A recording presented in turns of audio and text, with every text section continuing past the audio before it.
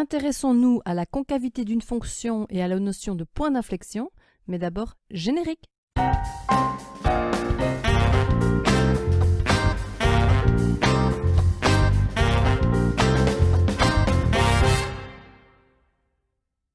Première définition.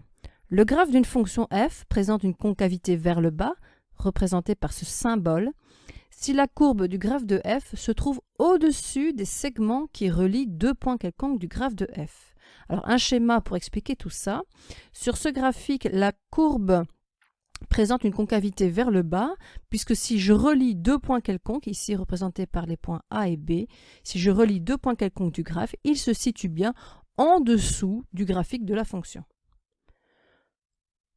Donc forcément, le graphe d'une fonction présente une concavité vers le haut si la courbe du graphe de f se trouve en dessous des segments qui relient deux points quelconques du graphe de f. Sur le schéma, la concavité est tournée vers le haut. Les points A et B, choisis au hasard sur la courbe, sont tels que le segment qui les relie se trouve au-dessus du graphique, donc la courbe est bien en dessous du segment. Voilà pourquoi cette fonction a une concavité vers le haut. La notion de concavité est liée à celle de point d'inflexion.